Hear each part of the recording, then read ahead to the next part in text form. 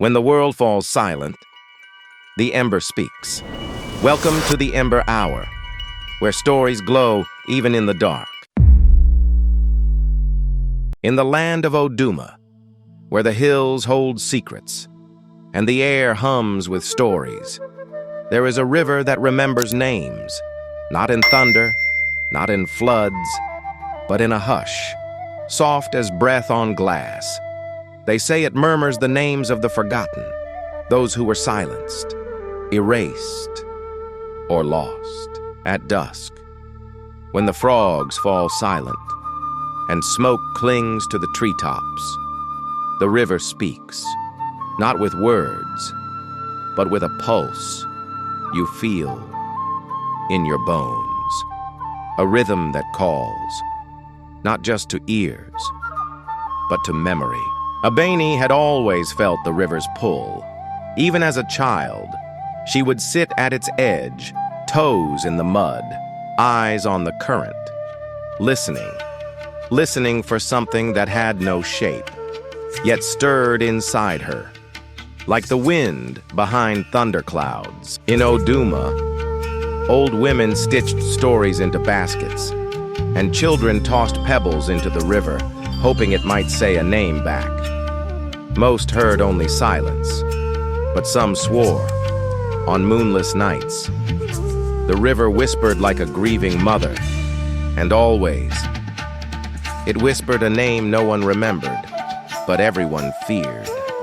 Abeni was different. She was born under a red eclipse, the kind the elders said split destinies in half. Her mother, once a healer, was exiled for remembering too much.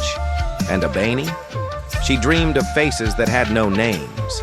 Voices came to her in the dark, speaking languages she never learned, but somehow understood.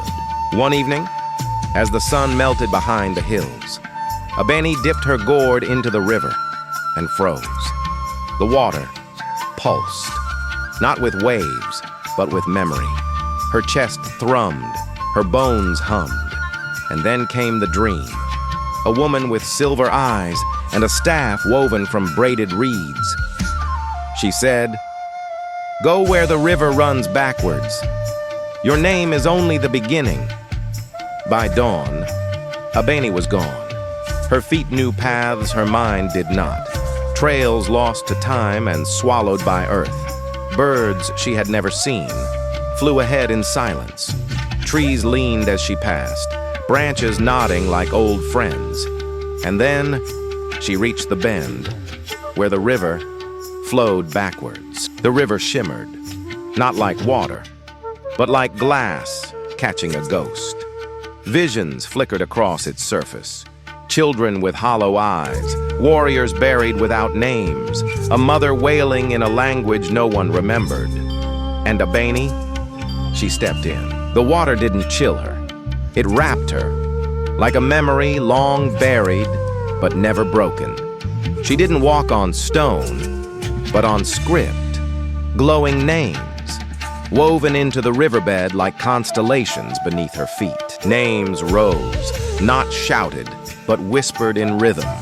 Her grandmother's, her mother's, and names she had never heard, but felt bloom in her bones. Names that throbbed like drums, like heartbeat. Names erased, now awakening. The current shifted, pulling her gently, not to drown, but to guide. She emerged into a grove where time forgot how to move. Leaves hung mid-air, insects paused mid-wing, and in the center stood the woman from her dream. She was taller now, clothed in dusk and dew.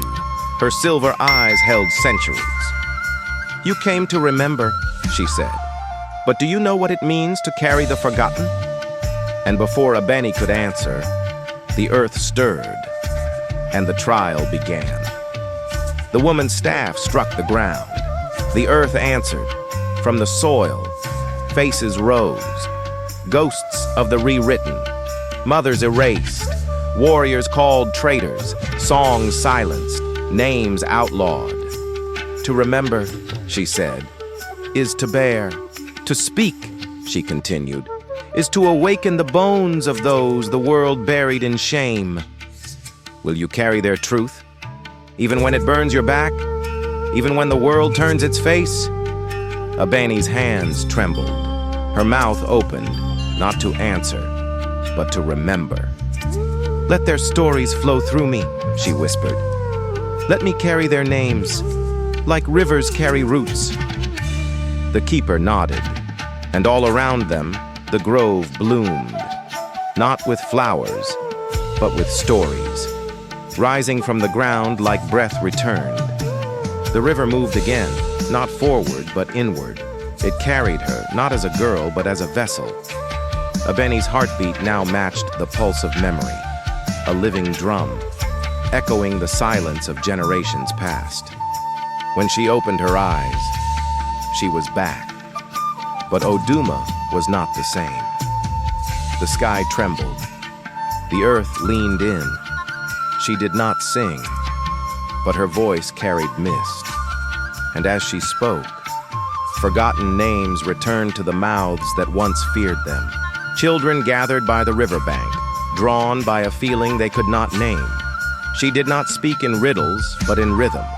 Not in fables, but in truths the world forgot. As she spoke, the wind knelt, and the frogs fell silent.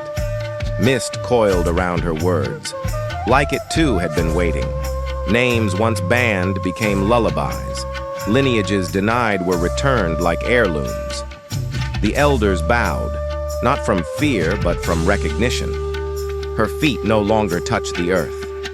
Wherever she stepped, water sprang, not to flood, but to remember, to map the places memory had dried, to heal, not with herbs, but with names. And when she whispered, history bloomed. In cracked walls, in broken homes, in the hearts of women who had been told to forget their own stories, she remembered for them, and they wept like the river finally returned. Abeni became the bridge between silence and song, between the living and those the world tried to forget. The river, once a whisper, now thundered like a choir. They say she still walks at dusk, when the wind is warm and the frogs fall silent, not as a girl, but as a rhythm in the air, a hush before a name is remembered. She teaches that names are not just what we are called, but what we carry. Each one is a seed, a memory, a map back home. And when she speaks yours, it is not to remind the world who you are, but to remind you. The ember fades, but the story lingers. Subscribe, and let the glow guide you back.